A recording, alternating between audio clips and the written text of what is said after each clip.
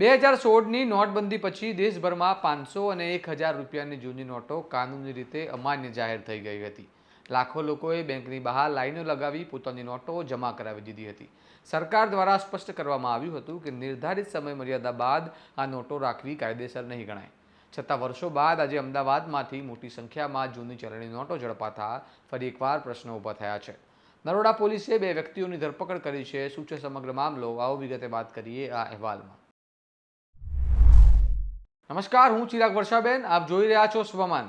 નરોડા વિસ્તારમાં પેટ્રોલિંગ દરમિયાન પોલીસે અનિલ દેસાઈ અને કૃષ્ણપાલસિંહ સોડા નામના 2 વ્યક્તિઓને શંકાસ્પદ હાલતમાં ઝડપી પાડ્યા હતા. તેમની પાસેથી 1000 રૂપિયાની 4350 જૂની નોટો અને 500 રૂપિયાની 9100 જૂની નોટો મળી આવી છે. ઉપરાંત એક 4 વ્હીલર કાર પણ જપ્ત કરવામાં આવી છે. પોલીસ મુજબ આરોપીઓએ અટકાયત દરમિયાન ભાગવાનો પ્રયાસ કર્યો હતો, પરંતુ પોલીસે તેમને ઝડપી લીધા હતા. સૌથી મોટો સવાલ એ છે કે આટલી મોટી સંખ્યામાં અમાન્ય નોટો તેઓ પાસે કેમ હતી? શું આ માત્ર સંગ્રહ છે કે કોઈ ગેરકાયદેસર લેવડ દેવડ સાથે જોડાયેલો મુદ્દો? ઉલ્લેખનીય છે કે નોટબંધી બાદ સ્પેસિફિક બેંક નોટ્સ એક્ટ 2017 હેઠળ જાણી જોઈને જૂની નોટો રાખવી ગુનાહિત ગણાય છે અને દંડની જોગવાઈ પણ કરવામાં આવી છે. હાલ પોલીસે આરોપીઓ સામે કાયદેસરની કાર્યવાહી હાથ ધરી છે અને વધુ તપાસ ચાલુ છે કે આ નોટો તેમની પાસે ક્યાંથી આવી અને શું આ કોઈ મોટું નેટવર્ક પાછળ કાર્યરત તો છે નહીં ને? હવે જોવાનું રહેશે કે તપાસમાં શું ખુલાસો થાય છે.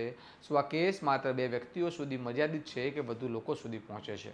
આ મામલે તમારું શું મંતવ્ય છે અમને કમેન્ટ કરીને જણાવો અને આવા વિગતવાર અહેવાલ માટે સ્વમાનની ચેનલને લાઇક, શેર અને સબસ્ક્રાઇબ કરવાનું ભૂલતા નહીં. નમસ્કાર.